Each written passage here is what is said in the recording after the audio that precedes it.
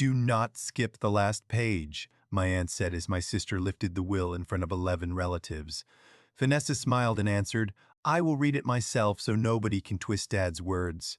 She held the pages like control of the room meant control of whatever came next. But before she began, I noticed my aunt watching the final sheet instead of Vanessa, and I understood that someone at the table was about to learn why the order of those pages mattered. If you have ever been treated like the quiet one in a family that mistakes volume for truth, stay with me until the end. Because what happened after my sister reached that final line did not ruin our family the way people expected. It revealed which parts of us were still worth saving. My name is Mara Ellison. I was 34, and I worked as a records coordinator for a hospice agency about 25 minutes from my father's old house. I was the younger daughter, the one people trusted with receipts, keys, pill schedules, and quiet emergencies, but never with authority. That was the role my family gave me long before my father died. Let me back up. My father, Robert Ellison, was not a rich man in the way people use that word when they want applause. He owned a weathered white farmhouse outside Millhaven, 7 acres of orchard land, a small rented cottage at the back road, and a savings account he had built slowly after 38 years repairing county equipment.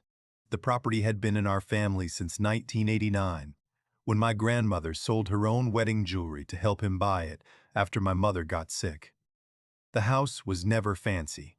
The porch boards creaked, the north window rattled in wind, and the upstairs bathroom had a stain on the ceiling that my father swore he would fix every spring. But to him it was the proof that ordinary people could leave something steady behind. He used to say, "A family home is not a prize, Mara. It is a promise with a roof." When my mother died in 2011, my father changed. He became quieter, more careful with papers, and almost private about anything involving money or ownership. He kept one blue folder in a locked drawer of the roll-top desk in his room, and once a year he drove 40 minutes to meet with his attorney, Mr. Harlan, in a brick office beside the courthouse. Vanessa used to roll her eyes and call it his secret kingdom. I knew a little more than she did, but not because Dad favored me in the loud, obvious way families can resent. In 2021, after he fell from a ladder and broke 3 ribs, he asked me to drive him to Mr. Harlan's office. I sat in the waiting room with a paper cup of bad coffee while they discussed a trust, a deed transfer, and an executor provision. When Dad came out, he looked tired but peaceful. On the drive home, he told me he had placed the farmhouse and orchard into the Ellison family trust. He said the trust was meant to keep the property from being sold in panic, anger, or greed during the first 18 months after his death. He also said he had named me successor trustee and personal representative in the will because I was the only one who had never asked him what the place was worth. I told him Vanessa would be hurt. He looked out at the field sliding past the window and said, "Then she will have to decide whether she misses me or misses what she expected from me." He was not cruel when he said it. He sounded sad, like a man who had already seen a storm coming and could not stop the weather. The reason my claim stayed quiet was simple. Dad asked for silence.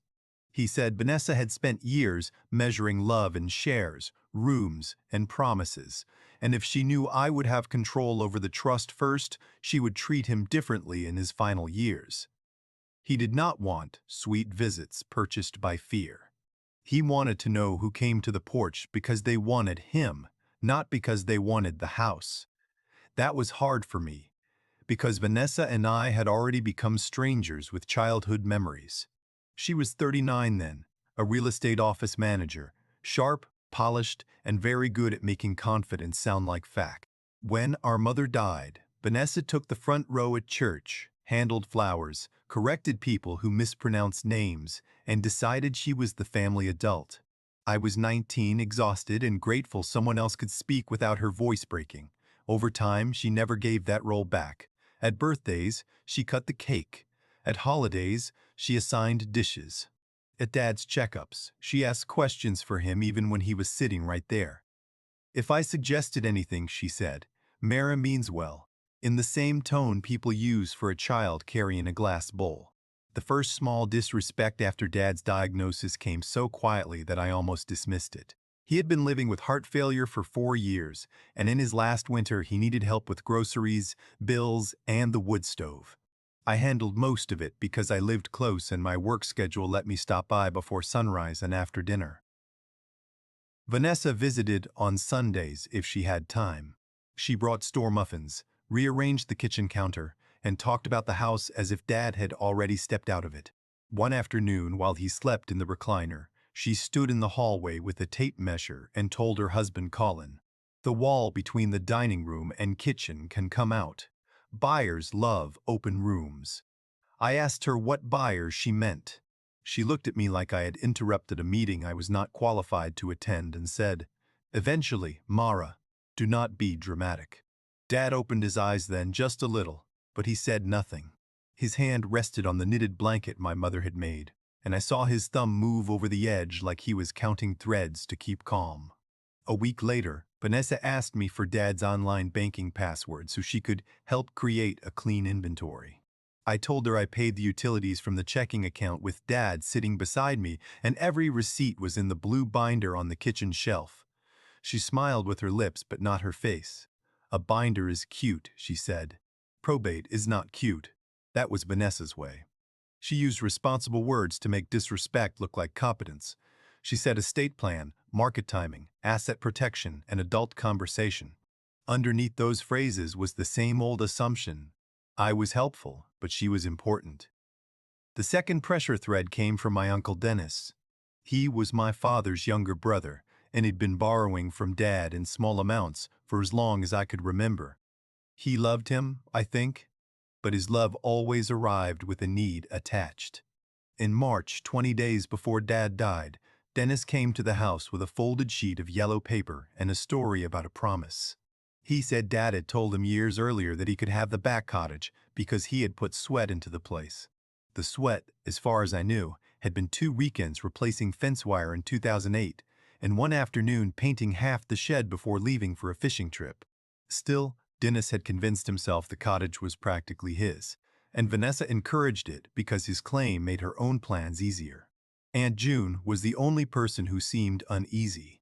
She was Dad's older sister, 63, a retired school secretary with gentle hands and an iron memory. She called me one evening and asked if I had seen the yellow paper. I said I had not. She went quiet before saying, "Dennis wants me to sign a statement that your dad promised him the cottage. Vanessa says it will prevent confusion." I told her not to sign anything she was not sure about. She whispered, "Your sister said I was making grief harder for everyone." Then she apologized for bothering me, which hurt more than the call itself. Vanessa had started using the whole family's discomfort as leverage, and she knew exactly who would fold first. Dad died on a rainy Tuesday at 6:12 in the morning with my hand on his wrist and his favorite quilt across his knees. Vanessa arrived 47 minutes later, still wearing a cream blazer from work, and her first words were not a question about his face or his breath or whether he'd been afraid. She looked at the roll-top desk and said, "Where is the blue folder?" I told her Mr. Harlan had the original documents and would contact us. Vanessa stared at me. "You called the lawyer before you called your sister?" she asked. I said Dad had asked me to notify him. She gave a small laugh that had no humor in it. "Of course he did. You always knew how to stand close enough to look useful." That was the first openly cruel thing she said after he died. I could have answered. I could have told her about the 3 a.m. breathing spells, the swollen ankles, the way he had cried once because he could not button his shirt. But grief had made the room thin and fragile, and I did not want to tear it open. The funeral was 5 days later. Vanessa planned it like a production, and I led her because Dad had left instructions only for 2 hymns, 1 cedar casket, and no speeches longer than 4 minutes. She chose the flowers, the guest book, the photograph by the urn, and the lunch afterward. I chose to stand by the side door and thank the men from the equipment yard who had worked beside him for decades. At the lunch, I overheard Colin telling Dennis that the property could list for $80,000 if they cleaned up the orchard and staged the porch. Dennis said, "I only need the cottage piece." Colin replied, Vanessa will make it fair. Not Dad, not the will. Vanessa. The official appointment with Mr. Harlan was scheduled for the following Friday, 10 days after the funeral. He sent notice to both daughters, Dennis, Aunt June, and 3 other relatives listed for small personal gifts. The letter said the original will and trust summary would be reviewed in his office at 2 p.m. It was clear, calm, and formal. Vanessa decided that was not good enough. She called me the night before and said the family needed to align privately before the lawyer made things stiff. I told her I would see everyone at Mr. Harlan's office. She said, "No, Mara. You will come to Dad's house at noon. We are not walking into that office divided because you enjoy secrets." I almost said no. Then Aunt June called, voice tight, and said Vanessa had told everyone I was hiding behind paperwork because I knew Dad had intended the house to be sold. June sounded embarrassed and tired. "I just want peace," she said. "Could you come for an hour?" That was how I ended up in the dining room, with 11 people, a pot of untouched coffee, and my sister standing at the head of the table with a photocopy she had no right to have. I recognized the top page because Dad had once shown me the signature block, the witnesses, and the raised seal. My stomach tightened, but I did not move. "Before any lawyer starts charging us to breathe," Vanessa said, "we are going to read what Dad actually wrote." She looked straight at me. No one gets to hide behind being sensitive today. I asked where she got the copy. She tapped the pages against the table. "From Dad's desk where family documents belong." That was a lie, or close to one. The locked drawer had been empty when I checked it after his death. Because the original was with Mr. Harlan, and the old copies were supposed to have been destroyed. Vanessa must have found one in the file box Dad kept in the attic, or Dennis had. Either way, she held it like a weapon. The document was not fake. That was the dangerous part. It was an older duplicate of a will Dad signed in 2018, before the trust amendment of 2021 changed how the property passed and who controlled it. The 2018 will left most personal property equally to both daughters and asked us to cooperate on selling or keeping the house. Vanessa knew enough to love that version. She did not know enough to fear what had come after it. I remembered Dad's voice in the car outside Mr. Harlan's office. "If they ever wave an old paper around, do not wrestle them for it," he had said. "Paper has dates. Truth does not need to shove." So I sat down. My hands were cold, but they were steady. Vanessa took my silence as surrender. She read the opening clauses with ceremony, stumbling only over the formal phrases. She read the part about household goods, the bank account, the pickup truck, and my mother's china cabinet. Every time a sentence mentioned my daughters, Vanessa raised her eyebrows as if the room should notice I was not special. Dennis leaned back when the cottage was not mentioned. Colin whispered something to him. Aunt June sat near the window, twisting her napkin. I watched Vanessa's eyes move faster as she searched for the lines she wanted, and I understood that she was not reading our father's wishes. She was hunting for permission. Then she reached the page about the house. "I direct my daughters to make a mutual decision regarding the family residence," she read. Her voice warmed. "If no mutual decision is reached within 90 days, the residence may be sold and the proceeds divided equally." Colin actually nodded, like a man hearing a sales contract accepted. Dennis muttered, "That clears it up." Vanessa placed one palm on the table and looked at me. "You heard him. Equal. Sold if necessary. No more pretending you are the gatekeeper." I said, "That is not the current instrument." She laughed. "Listen to yourself. Current instrument. You sound like you slept in the lawyer's drawer." Then came the line that became the breaking point. Vanessa lifted the last page higher and said, "Fine, Mara, your sister will read the will aloud, and then nobody can claim the last line was hidden." The room got quiet because she had said it strangely, half mocking me and half performing for everyone else. She started again, louder. "I, Robert Ellison, being of sound mind, sign this will on the 14th day of September, 2018. She read the witness names. She read the notary line. She read the final paragraph that Dad had asked Mr. Harlan to add to every copy after my mother died. A small instruction most people would have treated as routine. At first her voice stayed smooth, then it slowed. If any copy of this will is found outside counsel's custody, she read, my family is instructed to contact Mr. Harlan before relying on it because later trust instruments may govern my real property and executor appointment. The word later landed on the table like a glass breaking. Vanessa blinked. Her mouth stayed open, but no sound came out. Aunt June looked from the page to me. Dennis sat forward. Colin said, "What does that mean?" Vanessa's face lost color so quickly that for a second I was afraid she might faint. She looked down at the last line again, as if it might rearrange itself out of pity. It did not. I could have spoken then. I could have told them all that the 2021 Trust Amendment named me successor trustee, froze any sale for 18 months unless I approved it, and assigned Dennis no cottage, no life estate, no side promise. I could have said Dad saw this exact scene coming, but my father had also asked me not to turn his death into a courtroom in his dining room. So I stood up slowly. My voice did not shake, which surprised me. "We are due at Mr. Harlan's office in 2 hours," I said. "Bring the copy if you want. He can explain the dates." Vanessa snapped the pages closed. "You knew."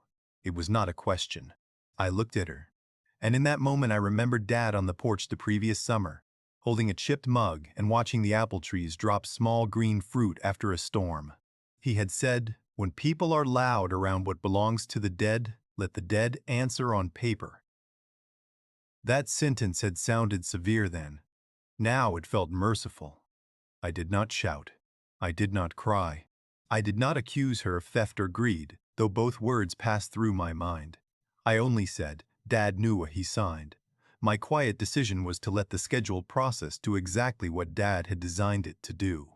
I called Mr. Harlan from the driveway and told him Vanessa had found and read an older copy. He did not sound shocked. He asked whether anyone had removed property or attempted to list the house. I said not yet. He said, "Then we will proceed at 2 p.m. and I will make the record clear." That was the action. No threat, no scene, no dramatic packet slammed on a table. I gave the attorney the information, confirmed that the trust amendment and deed transfer were in his custody, and let the executor process move forward. Mr. Harlan also told me to bring Dad's house keys, the blue binder of expenses, and any written claim Dennis had circulated. For a few minutes after I hung up, everything felt almost calm. The rain had stopped and the porch smelled like wet cedar. Aunt June came outside and stood beside me without speaking. Through the window, I could see Vanessa pacing with the will copy in her hand while Colin searched something on his phone. "Are you all right?" June asked. "I do not know yet," I said. That false calm lasted less than 20 minutes. Dennis came out waving the yellow paper and said he would not be bullied out of what Robert promised him. He told Aunt June she had heard the promise, and when she said she had not, his face hardened. "Then maybe you're choosing Mara's side because she got to you first." Vanessa appeared behind him and said, "Nobody is going anywhere until we understand what Mara has been sitting on." She was trying to regain control, but the room had shifted. The paper in her hand no longer made her look prepared. It made her look exposed. I said we were going to the lawyer. Dennis said he would follow in his own truck. Colin said he should call a different attorney. Aunt June surprised all of us by stepping off the porch and taking the yellow paper from Dennis's hand. "No," she said. "If Robert wrote it, Harlan can say so. If Robert did not write it, you should stop waving it at grieving people." At 2 p.m., we sat in Mr. Harlan's conference room under a painting of a gray harbor. Vanessa chose the chair closest to his desk. I sat beside Aunt June. Dennis kept the yellow paper folded in his fist. Mr. Harlan was in his late 60s, neat, soft-spoken, and so precise with his words that even Vanessa did not interrupt at first. He began by confirming that Dad's original will dated February 3, 2021, revoked prior wills. Then he explained the Ellison Family Trust Amendment signed the same day, witnessed by 2 staff members and notarized in his office. He placed a certified copy on the table. Vanessa stared at it as if it were a stranger who had walked in wearing our father's coat. The will gave me the role of personal representative. The trust gave me authority as successor trustee. The deed recorded in the county, records transferred the farmhouse, orchard, and back cottage into the trust. The trust term said no real property could be sold for 18 months after Dad's death unless I approved the sale, and Mr. Harlan certified that all beneficiaries had received written notice. There was more. The trust allowed Aunt June to live in the back cottage for up to 2 years if she wanted, because Dad knew her rent had risen and her pension was small. He had never promised it to Dennis.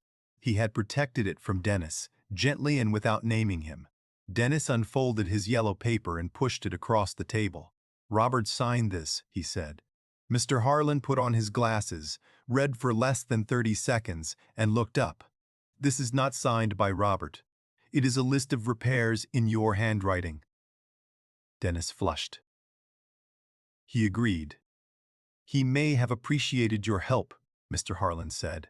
"That is not a conveyance of real property." The fallout was not loud at first. It was worse because it was quiet. Vanessa's fingers tapped the table in small, uneven beats. Colin stopped searching his phone. Dennis folded and unfolded the yellow paper until one corner tore. Aunt June lowered her face into both hands and whispered, "Oh, Robert." Then Vanessa found her voice. "So, Mara controls everything." Mr. Harlan corrected her gently. "Mara administers the trust according to its terms. She does not own everything personally, but she can stop the sale," Vanessa said. "For 18 months, yes. And after that, the trust permits several options," he said. "Sale, lease, buyout, or continued family ownership by agreement.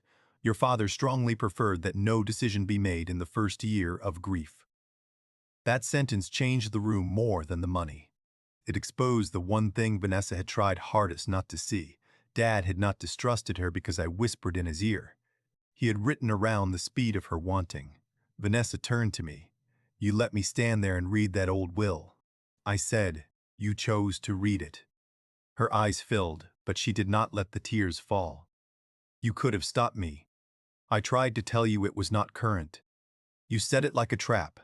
I almost answered sharply, but Mr. Harlan closed the folder and said, "Your father included the warning line in that old copy because he worried someone might rely on outdated papers. It was not a trap, it was a caution."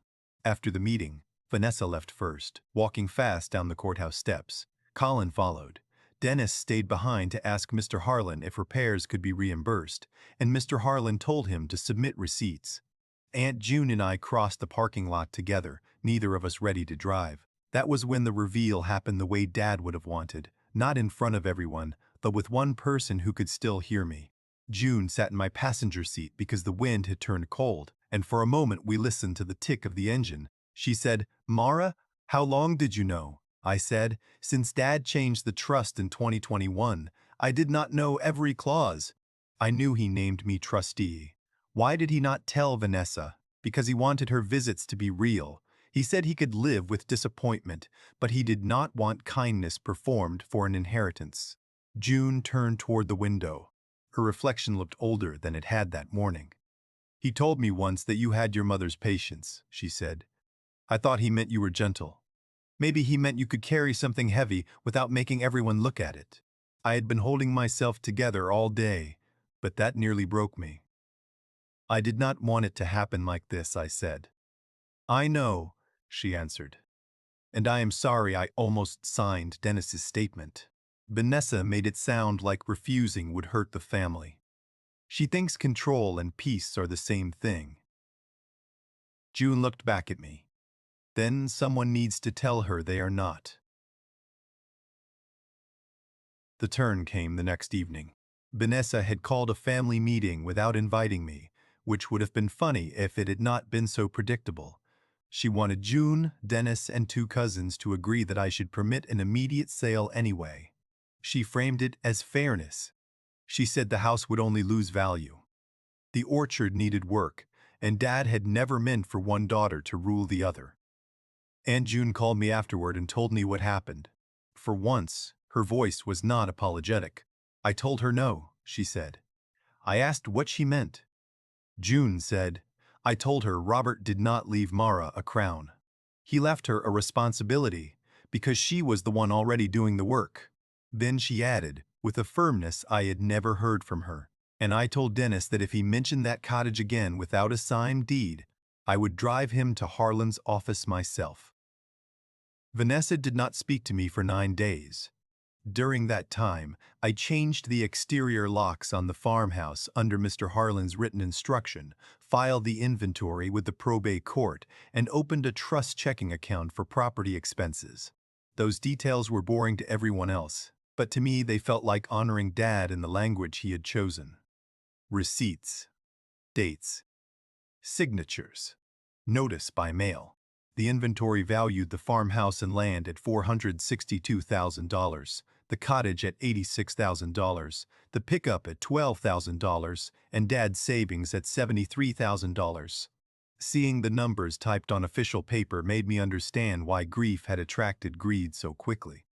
Numbers can make a whole life look divisible. They do not show who sat beside a hospital bed or who knew which porch step sagged in rain. On the 10th day, Vanessa came to the house alone. I saw her car from the kitchen window and felt my chest tighten. I was sorting Dad's tools into 3 piles: keep, donate, and ask about. She stood on the porch for a long moment before knocking, though she still had the key she had used for years. The new lock stopped her from pretending nothing had changed. When I opened the door, she looked smaller. Not defeated exactly, more like someone who had been carrying a mirror and finally looked down. "Can I come in?" she asked. I stepped aside. She walked into the kitchen and touched the back of Dad's chair.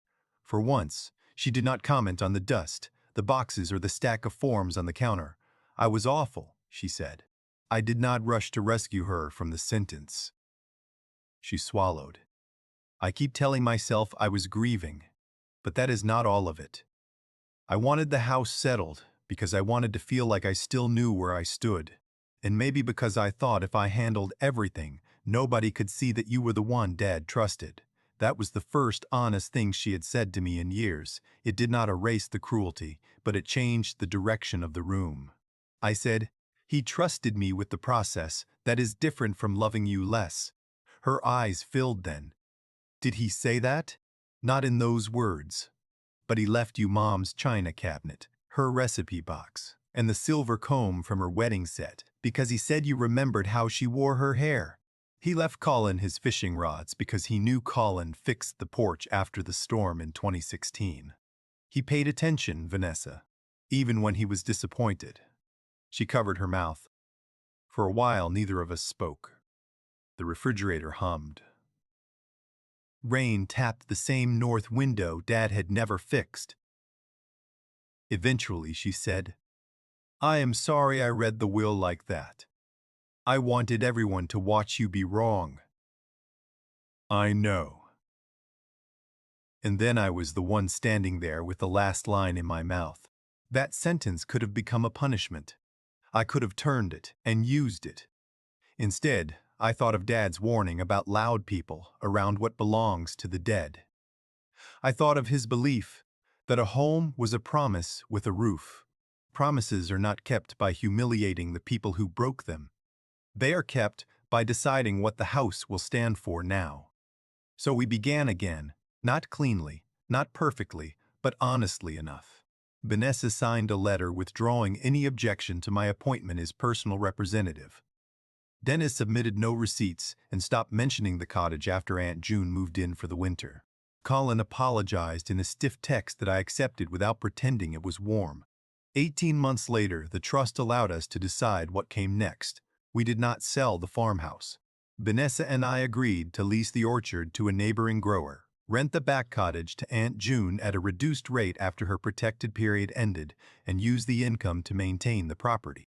I bought out a small portion of Vanessa's future distribution over 5 years, not because I had to, but because Dad had wanted fairness to survive the paperwork. Our relationship did not become a movie ending. We did not suddenly become sisters who called every night and laughed over childhood stories, but she came to the house on Dad's birthday with a lemon cake from Mom's recipe box, and she asked before moving anything on the counter. That mattered.